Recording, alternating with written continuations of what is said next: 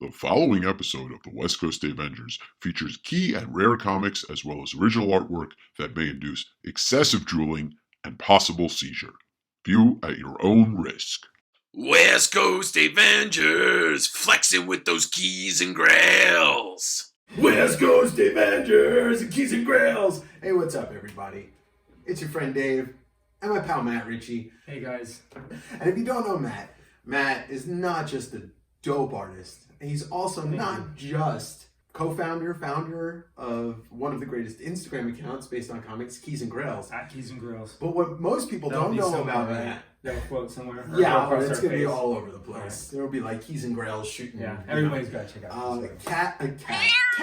Matt is also a rat who is also been a huge comic collector since he was a wee lad. But the thing that most people don't know about Matt is that he is the preeminent collector of baby Iron Man covers. But no, we're here today because Matt was one of the inspirations for me in kind of like starting this West Coast Avengers endeavor to, you know, push the love of comics and the love of art to the forefront. We're going to go through some of my slabs. We go through raws, but they don't have the names of shit on the top of them. So in my old eyeballs, it's just too much to try to look for that stuff because a lot of my best books are raw. But we're going to have to settle with this slab stuff. We're going to find some of my favorite books. Mm-hmm. I'll give you a little bit of personal kind of dialogue concerning each book. Love that. Some of the covers I did, I guess. That's right, exclusive covers, yeah. Some of the hand-painted covers I did for an art show a couple of years ago. We'll keep it comic related. Yeah, because that's all we give a shit about. That's exactly right. Do me a favor, all of you in this audience, check out Keys and Grails on Instagram. Please. Check out Matt. I put too much work into this damn page for you not to check it out. I draw a corner box for every fucking post. You can say fuck on this show. And the rules of Keys and Grails. One of us in Keys and Grails. There's 3 prime people at Burger King Batman, at Gray Man Comics, and me at Rat136. We have to own that book. If everything you see is part of our collection, we don't just pull books or just randomly shoot books. They are our books.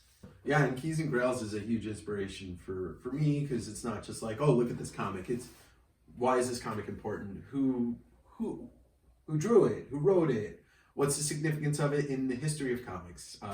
So yes, check out Keys and Grails. You can. And there's a grammatically shaky description of every book too. They speak English. So you can find the link in the description below for that. I'll throw Matt's art Instagram rat113136. You can find some of Matt's exclusive comics if they're still available, either at Crush Comics or Cape and Cow. Cape and Cow's got some stuff. You can find them at Cape and Cow. Or just follow Keys and Grails and watch our stories and watch our post, and we'll announce when cool stuff comes out. Anyway, let's get started at looking at some comics. I just want to give you a little disclaimer that Matt is going to show us just Todd McFarlane books. See ya! See Todd, bye Todd. All right, so Matt, you have been doing some Department of Truth covers. Let's see some of these variant limited edition covers you've been doing. All right, so first one is the last one I did, and my favorite one of Hawk Harrison, character in the book. These are all stamps because Department of Truth is such a government-based book, thematically, narratively, that I thought it'd be fun to do a government-esque document, and what beats a stamp for that? You're talking to a former mail carrier here. There you go. Agree with that. I agree with that. And I've been having fun with the cancel stamps, you know? Yeah. The postmarks. Yeah, the postmarks. And working that into it, and all little things that have to do with the Postal Service. And let's see, I got that cover. I got this cover here. Mm-hmm. And let's see. And look, you get bonus stamps with that if you could find this thing anymore. Yeah, really tough to find that. I mean, Department of Truth is one of those books also that's like super, super hot and people love it. Yeah, so that's issues 12 and 16. And then we have these beauties. So this is your second variant cover that you did for Department of Truth, correct? Yep.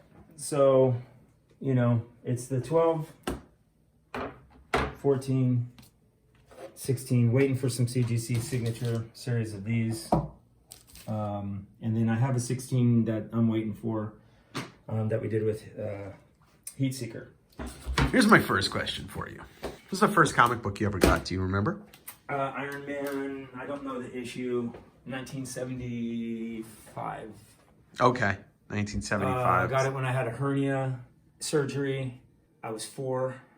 And then it was entertainment at the hospital, and I left it at the hospital. All right. Well, we don't know how our first. Is that my first comic? Sure, but your first comic has a good story, But though. the first comic that I had that I was actually able to retain, the next comic that I got was, well, Star Wars Treasury. You know, the big treasury. Yeah. Right when Star Wars came out. And then the first comic book size comic that I got was the giant size Micronauts, or the Micronauts Annual 1. Well, that's cool. And I still have that. And that's like your, I mean, it makes sense why you love Micronauts. I love Micronauts so much. Like, it's like the imprint that it left on your life, probably Yes. from that first comic. I absolutely love Micronauts. I mean, that's why we love the things we love. It's like why I love Star Wars. It's the first like thing that imprinted on me as a pop culture thing as a kid. Yeah, Star Wars is way up there for me too. I saw it in the theater when it came out. Yeah, no, I saw Jedi in the theater, but it's funny because I just posted the other day this Batman comic that my parents brought back from Denmark when I was 9 or 10. Like, it's probably why I love Batman so much. But yeah, those were my first comics. But the first real imprint on me that really solidified the whole comic deal is this isn't the book I got, but I this later represents got your book. It represents the book that I got. For my money, one of the best comic series ever written, ever, and that is Wendy Penny's ElfQuest, Wendy and Richard Penny. So this is my first appearance of ElfQuest, which I got this book probably 90-ish, 1990. I did get all the black and white magazine size ones as they were coming out in the 70s and into the 80s.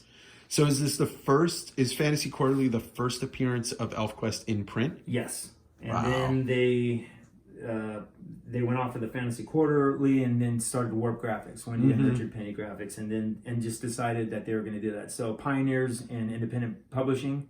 Absolute, some of the earliest pioneers of independent publishing. Fantasy comics, period, Wendy Penny's one of the best writers in the business, period. Just one of the most beautiful, cohesive, solid storylines. And she is absolutely one of the best artists who's ever done it, period. Jack Kirby was a big fan of hers and protective of her and tabled with her and stuff. That's cool. Also, like the last frontier on something that's like a property that's never been kind of mass marketed, movies and stuff like that, which is a lot of start stops on that. Yeah, a lot of but kind of keeps it holy, in a way, keeps it kind of sacred. I first saw ElfQuest, I was probably 8 or 9, and it's always going to be in my top, 3, 4 series all time. And Wendy Penny is just with Jack Kirby for me is like artist that I always gravitate towards and love, and I do love me some Jack. Oh yeah, the king. The king. Yeah, the king. So let's talk about some of my favorite books, some of the bigger books I got. Grails. I mean, you are the keeper of the keys and the Grails. So little glue on this one. Gave it a purple. I don't care. Do you? Nobody cares. Why don't you tell us what book it is, though? The X-Men issue 1. There's the first appearance of everybody. Yeah.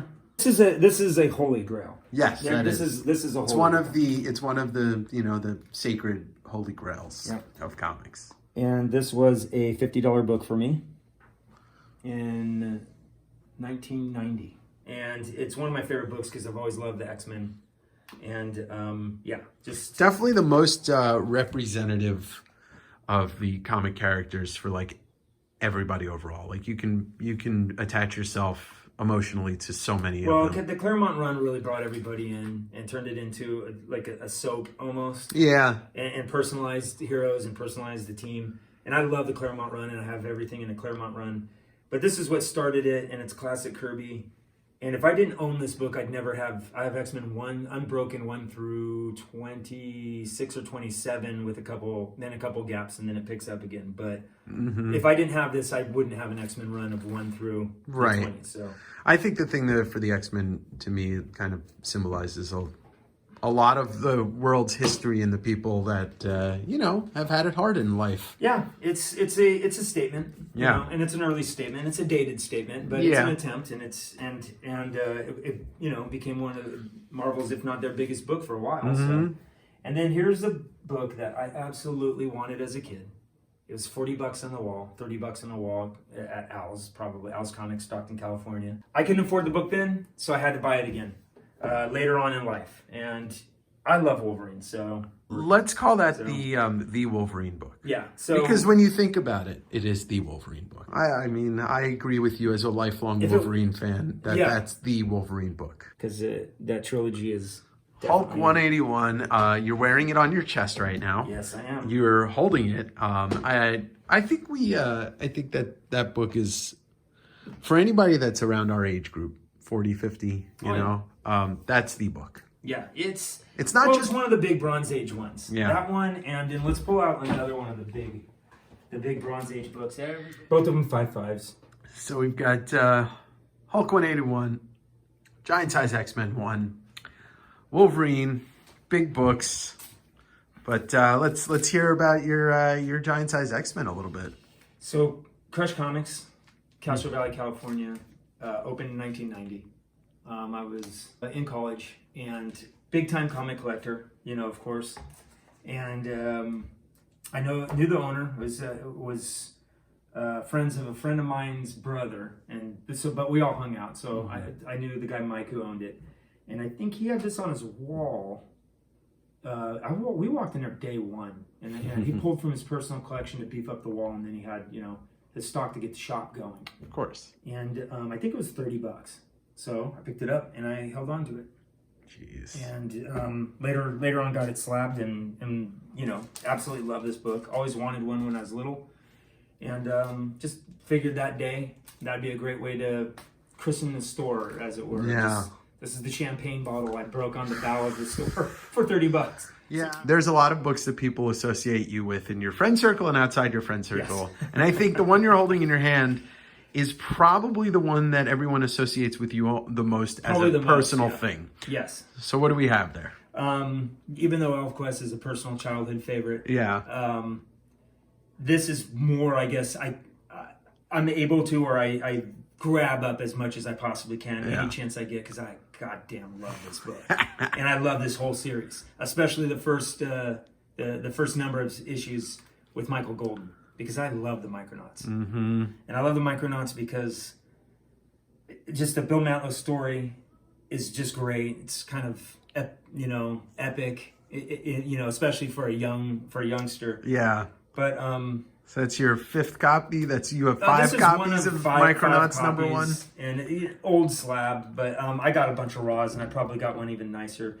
But yeah, I had the Micronauts toys as a kid in the '70s, the original ones, and I still have a bunch of those toys somewhere. But love the toys, and then thought the comic would be cool. But I love the comic more than the toys.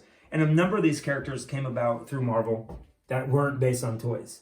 Bug, I think Marionette were both characters that were based, that they threw in the mix. And then like a Croyer, they had a toy, and a Baron Karza, and Rand, I think, is supposed to be Space Glider toy or whatever. So that's from 1979. But when did the toy line come out? The toy line came out, and I started getting those when I was about 4 or 5, so about 75. But probably earlier as Microman in Japan. So are we going to talk about? They started in Japan before they came to the States. We're going to talk about the fact that that's a huge inspiration for Darth Vader right there on the front cover. Is that the way the toy looked? Yeah, I mean. Yeah.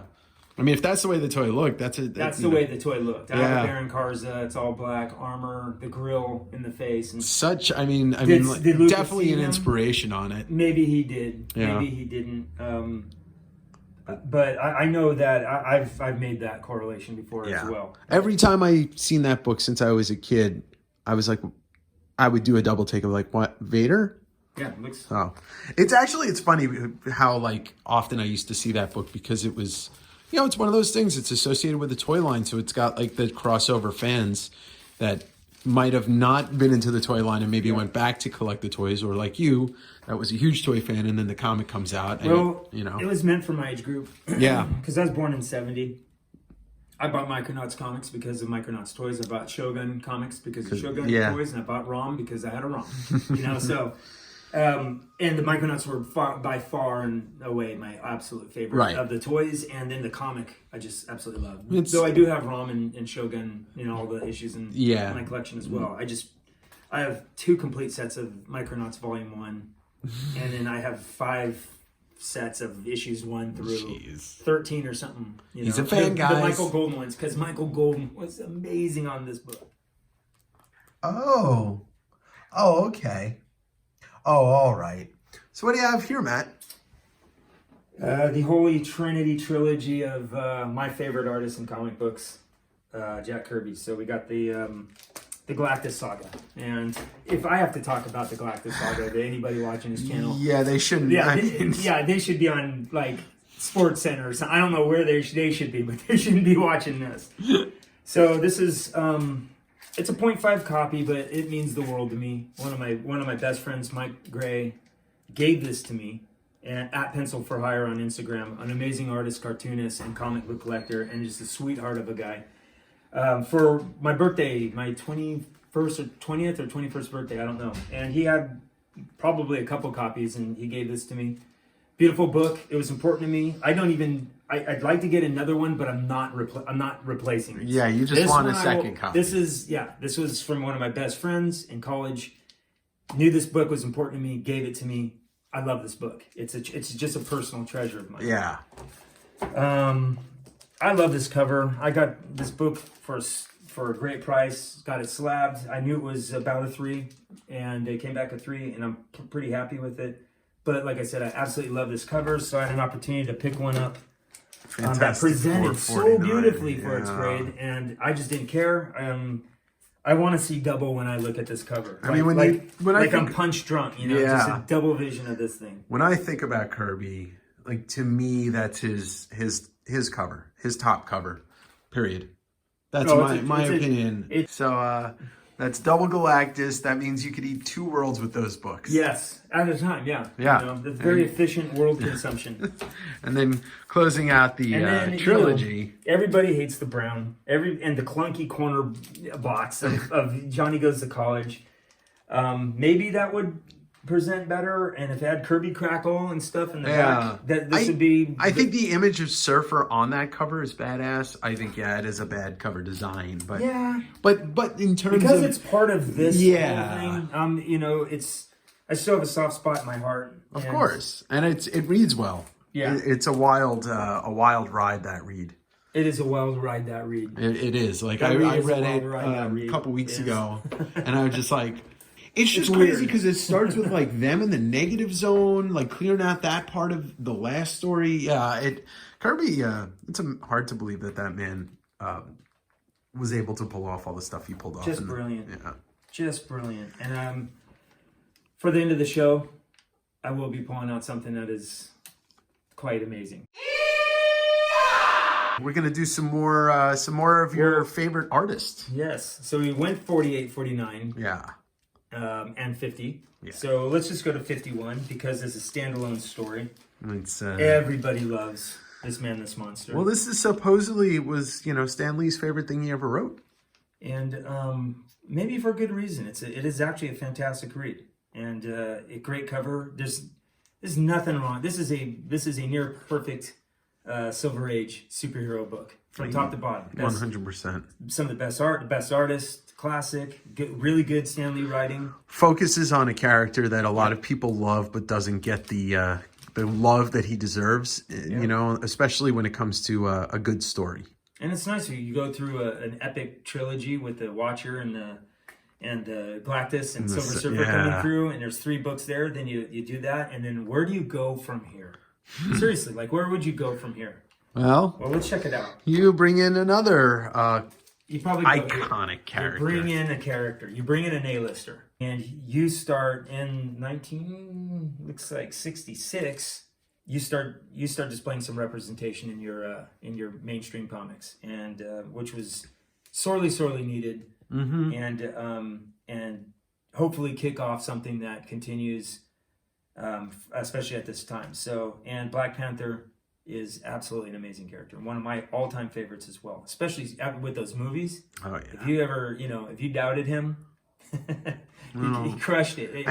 A scene stealer, badass, and this is where it started, man. And Kirby was one of those guys that didn't shy away from bringing in not just inclusiveness, but challenging the norms. Yeah. And his legacy kind of shows that through and throughout. And to a certain extent, maybe Stanley as well. Yeah, of course, Stanley. It's difficult to really gauge. I'm a Kirby guy, and so when it comes to the Lee Kirby debate, I lean into Kirby. I think it's completely obvious with his creative output, his impact.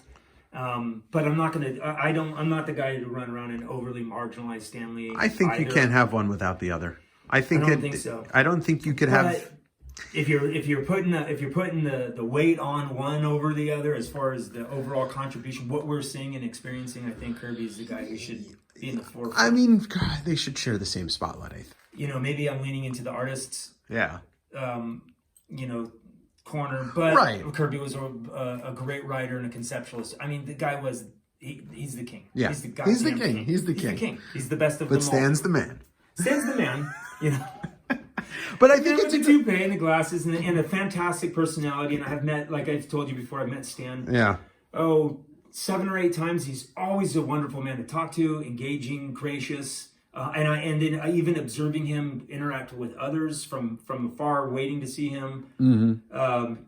He was really had equity in that generosity and that character. He was fantastic. He was a figurehead that was unprecedented. Like you couldn't ask for a better marketing guy. Yeah, he was a great marketing guy, but I think he genuinely loved comics and the fans, and he loved the spotlight, and he was gracious and kind. So. By the way, go to Cape and Cal. This is a wonderful story. I did the cover for Sarah. I tried to do like a Disney animation approach with this one. And that's your first cover, right? That's my first variant cover I've done. So I really like the cover. I'm proud of it. It's very different than where I went. But I think that's okay. I appreciate that when you get to see an artist do different styles. No, it's a great book, the Cape and Cal variant with Vault, and I read the series. I collected it after and read it, and I thought it was really solid, really good, kind of a fantasy read. By the way, just in case anybody's wondering, if you would like to hire Matt as an interior decorator for your house, I'll give you his number. But he's not cheap, but he does a great job. His design is kind of, you would say, on point. Yeah, you want to talk about the debate between the two creators. I had an art show right before COVID where I featured a ton of pop culture work, and I couldn't help but hand paint a bunch of comic book blanks and display them in CGC cases because I thought that would be better than just framing them and putting it up like a comic shop. And the show was really well attended. There was a few things in that show that I just loved, so I kept. Yeah. And and not for the lack of ability to sell these pieces, I was not going to let these go. And 2 of these pieces that I wanted to keep for myself was a Marvel Comics 1000 that I hand painted a Stan Lee. Brilliant. Stan the Man, the glasses, classic, the hair, classic. And with Marvel Comics 1000 over them, amazing. But the one that I truly love, and they probably would have given this a 9.8 even if it was a 0.5, mainly because, come on, man, you can't do our boy dirty. Yeah, you can't. Jack Kirby, of course, hand-painted, and, just because growing up as a Marvel guy, I do love DC and a lot of other companies, but as a kid, as a Marvel guy, these were my... You pick the side. You got to always choose a side. Yeah, I chose this side. Yeah. And this is pretty much a good reason. Did you ding that to make it a 9.6 so that would be a higher grade? Like, I feel like that's something. I don't know. Where's the Todd McFarlane one you did? Let me see. Did I do a Todd McFarlane one? We got a Thor one I did. There we go. Yeah, that's so nice. Let's see. There's some Kirby-esque in that, for sure. Let's see. One of my favorite ones is you have your Ant-Man and Wasp. I did them, That's and I did them small because come on, Yeah. a lot of these I wanted to keep, for myself. Dope. So Hugh Henry Rollins' song Ghost Rider. maybe my favorite one. Yeah. Oh. Are the so you did this and then you made an enamel pin out of yeah, that. Are those still available? Crush Comics. Yeah, hit up Crush Comics. We'll put that link down there. Yeah. Okay, what do you got to show us there? A little bit of rare history, right? Okay, so this is an issue, no number. All right, this is a one of one, or not one of one, but It's a one-off. Yeah, it's a one-off. In 1947, this book was $1, and it made one guarantee to anybody who bought it. They would know the secrets behind the comics. The secrets. So for that huge cost in 1947, you're guaranteed into the industry. And tell us who the author is. Well, focus up on that by Stan Lee himself. And this is just a great artifact, man. It does go through the history of comics, beautifully illustrated, It's his name was Ken Bald, that's right, who did the illustrations, and there's all hand lettered. Mm-hmm. It's just a fantastic artifact, and as a fan of comic books, and actually I read everything about comics, like all the Marvels came out, I read that. Anything about comic books I'm into, so this is a perfect thing for my collection. And what's wild about that is it comes out in 46, which is before Marvel Comics exists. I mean, it's Atlas. Who published that? With Time, they have no published credit. I don't know who publishes. It just says. It just says Stan Lee. Basically, if you wanted this book, it says Stanley, 15 East 94th Street, New York City. So he's on the Upper East Side. Like, I wonder if that was his apartment at the time. He was just working probably had a tub of these by the door. And Yeah. every time somebody wanted one, they send him $1, and maybe he shot this. It's amazing, though. I mean, it's and it predates. It predates so much of what comics was even 10 years later. Would love to know what the secrets behind comics would have been 10 years after this too. He fancied himself the comic book guy, and he wrote a book about it, and I mean, it's he could have written 15. Yeah, and it's his perspective and his experience, and that amounted to a sizable amount of success. So, Yeah, somewhat. So let's talk. Let's go back in time. All right, we're gonna go back in time. We're gonna go. We're gonna hit the flux capacitor. Yeah. That when that puppy gets up to 88 miles an hour, we're gonna see some real shit. All right, here we go back in time. That's a great effect. Spare no expense. So back to the ElfQuest thing. This is the actual introduction that I had to ElfQuest. This is not a first print. It's $1.50, not $1.25. I have a first print, but the first one I bought was about 8 issues in or something. They were by the time I discovered ElfQuest, or maybe 6 issues. I don't know. But this was on a second printing, and it was a quarter more. So I pulled this one out because this is the one that I bought when I was a kid. Wow. So that's the first Warp Graphics ElfQuest book. Yeah, and you could see it's so dinged up and beat because this was reference material. I flattened this thing on my desk when I was a little kid and tried to draw every character in this book when I was trying to get my chops. Let's talk about some rare pieces of history I was right in here. middle school, and there was a buzz amongst the few of us comic collectors that were at Marshall Middle School in Stockton, California. And it was this violent, cool, crazy cartoon book based on Frank Miller. And and we already knew Frank Miller. We already had Ronin. We already had the Daredevil series. He didn't do the Dark Knight yet. This is pre-Dark Knight. So Eastman Laird drops the Turtles, West Coast, by the way, Stockton, California. So I have to settle for a third print. For the first and second prints didn't really make themselves available on the West Coast when they dropped. So that would be me collecting later. But this actually did hit the shelf of Al's Comics when I was a kid. Wow. I picked this book up. I've had it ever since.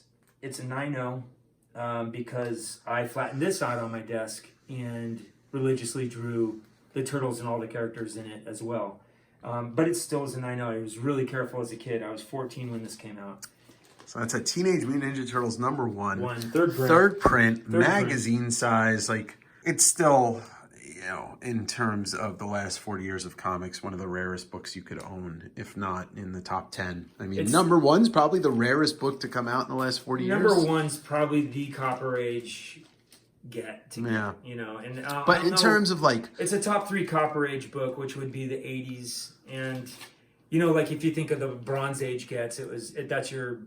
GSX1 or Wolverine or Marvel Spotty 5, which I wish I could pull mine out because it's an insanely beautiful copy. But in terms of rarity, like rarity, it's just low print runs, hard to get, and hard to get in decent condition, and possibly the most influential black and white book. Oh yeah, it's that black and white explosion, man. Yeah, and that's... So there's historical significance and there's rarity, and it's kind of like the perfect storm of the two. Is that book? And then just how the little guy with their really independent creation got to blow up into monstrous franchise level. Yeah, stuff. and to me, like, that book is a precursor to what Image did, which is a precursor to, you know, having creators owning their own in mass. And that being said, and let's look at this one too from Mirage Studios. Yeah, with the Mirage Studios, keep in mind I had a bike 7 miles from my doorstep, and I was riding my bike. We're talking about the 70s, ladies and gentlemen. So, and negligent parents who just didn't give a shit where I was.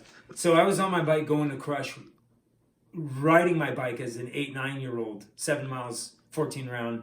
I was out all day. They didn't know where I was, but. At this time, I was 14, picked this book up, second print. Again, these were hard to get first prints on the West Coast. They just didn't get out here. So second print came. I picked this up. I carefully held it. I rode my bike home and moved multiple times in my life and kept this bad boy at a 9.8 because I was that kid. Yeah. Well, you were a collector. I was that kid. You were a collector. And I love this cover. I loved it even more than the first one. I like the blue. I like the giant Mouser's mechanical head there. I just thought it was so damn cool. First appearance of April O'Neil. Yep. First appearance of the Mousers. Second appearance of the Turtles. Like, just a wildly awesome book. And I think that cover...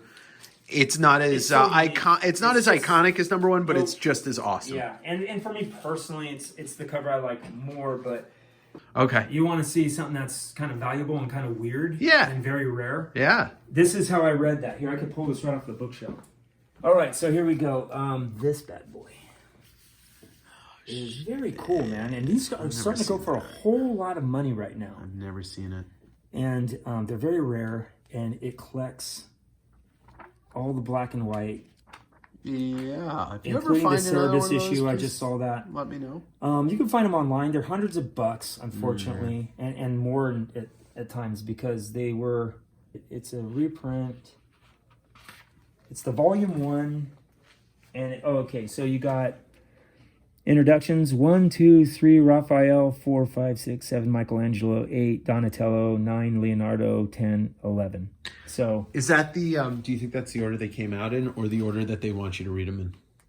I think it's the order they came out in because I think that's also the order they want you to read them in. Mm-hmm. But I know that's very rare. Here's another rare book too. One of my all-time favorites, and this actual volume is actually pretty damn expensive to find now as well. A few hundred bucks, maybe more. It's just a beautiful book. Yeah. That's another book I would pick up if I ever saw it. I copied him nonstop, just verbatim as if I could, just to try to get a feel for his line and stuff. Skinner? Yep. Some Skinner's early work. Patrick O'Connell, Alex Pardee. I love you, Alex. Yeah. I've never seen this before. Now this is an absolute treasure.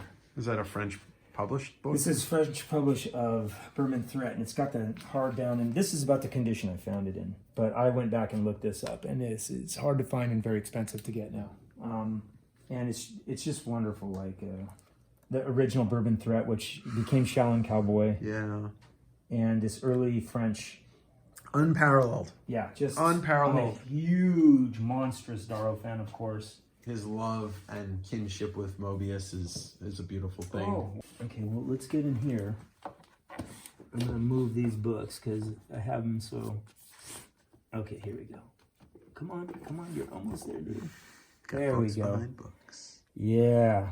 Oh, So anything I could find of Woodring's, I find. So I love his Frank series and his Push Paw series and Pup Shaw, but this is a little Push Paw Pup Shaw version, Japanese version.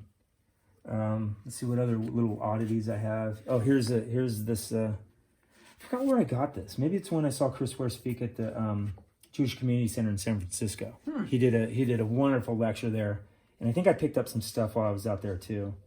But he has so many of these odd tomes that are. Now we're getting to see some of the real Grails in your collection, Matt. What do you got there? Oh shit! X-Force #1. Yeah, that's long enough. I don't even like exposing that. Yeah, no, it's probably better off that we just keep that hidden. Oh yeah. Oh fuck, dude, the DF, whatever that is. Oh, dynamic.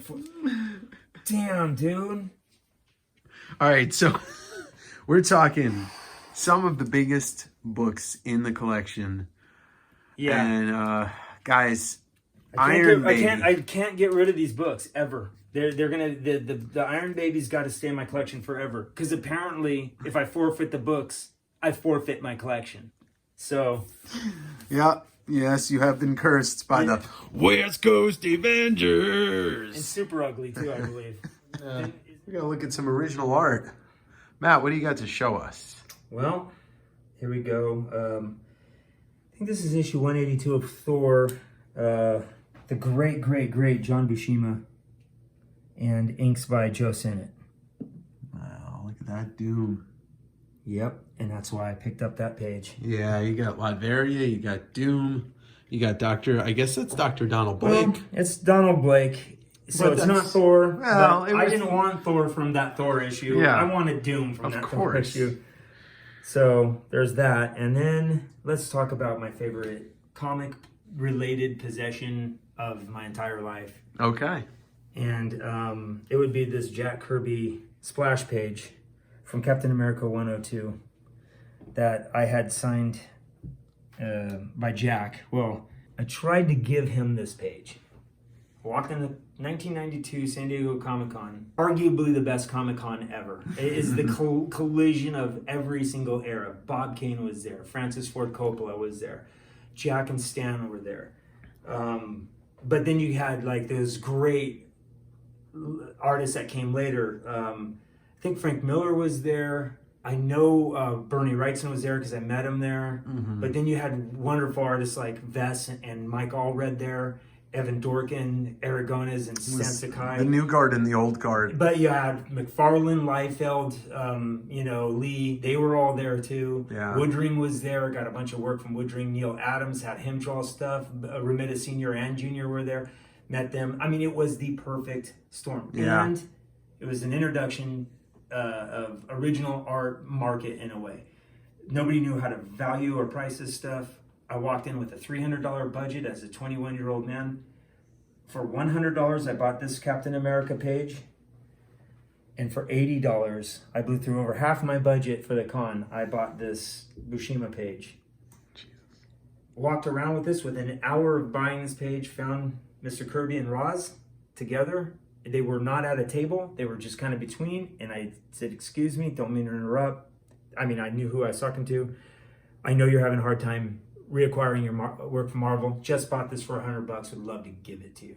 Roz was pretty much, no, sweetie, that's not kind of, if you bought this, and I was young, 21, and she thought it was adorable and the sweetest thing in the world. Jack did too. They said this is kind of not what we're talking about, but thank you so much. I think they felt awkward about me offering something like that at that time, but Jack was gracious and said, do you want me to sign? And so he not only blew my mind, he blew the mind of the nearest table because he walked over, I don't even know what artist it was or whatever, and said, can I borrow a pen? And it was Jack Kirby, and he dropped a cig right here for me, gave me back the page, and then proceeded to give me him and Roz about 40 minutes of just wonderful, lovely discussion. That don't meet your heroes thing definitely did not apply to Jack King Kirby. It was meeting your hero, and meeting one of the loveliest people in the industry you could ever meet. Just gracious, just so friendly. And I was 21, so I must have been kind of, I was a low-key 21. I wasn't a super hyper fanboy, but man, the reverence was probably on, Yeah. plain as day. Did And your face get all flush and hot? my heart was beating, and I was just like, wow. But I had the page. I had just bought it. It was $100, which was a lot of money for me in 1992 as a 21-year-old. Of course. But I just, to give it to them, knowing at that point, we already knew everybody knew at that point that there was starting to be, he was starting to try to get his work back and this and that. And that there was, I didn't know the extent of the abuse Jack Kirby suffered from Marvel at that point. I learned a lot later. But at the time, it was enough for me to just try to give him back the page. And him and Roz were both like, nah, it's cool. Keep it. I'll sign it. Talk to him for a bit. And they moved along. And he passed a few years after that. And I don't know if he showed up to many or if any cons after that. So that might have been the last chance for anybody to have seen him. And I think they celebrated one of his birthdays at that con as well. So it was a huge deal. Greatest con I've ever been to or ever can go to. And this is the greatest comic-related thing that I have. And do I want to give it up to a museum? Kind of. Do I want to get it to someplace? Kind of. But he also signed this for me. Yeah. So it's kind of hard to get rid of as well. So it's, it's something that I'm thinking about a lot. And, well, there's your tribute to the king. one of my many tributes to the king. Thank you, Matt, for showing us the coolest collection I've ever seen. And giving us We've a just little scratched history. the surface. Yeah, So there's so many things as we're digging. Yeah. I was like, oh my God, we left so much off the table. Well, but that's there's- to keep them coming. Yeah. So, where can they find you once again? I just want everybody to support at Keys and Grails. At Keys and Grails. On Instagram. On So, IG, yeah. Keys and Grails on Instagram. Keep an eye out. They're always posting some fun And if you stuff. want, prints or, cool variant covers, that's where we announce our stuff, and they do sell out. Everything's sold out so far, and if you're not on it, then and you miss it, You snooze, you lose. you gotta wait through that secondary market. Yeah, that's not fun. And, not cool. And please don't forget, like, follow, subscribe, all that stuff. Links below. You'll find it all. And also don't forget, if you have any Greg Land Iron Man variants to send, you can send to me and I will forward them to Matt. But thank you once again for joining us. When you see Jack, buy Jack. And then don't forget, thanks for joining us on the West Coast Adventures! Keys and Grails.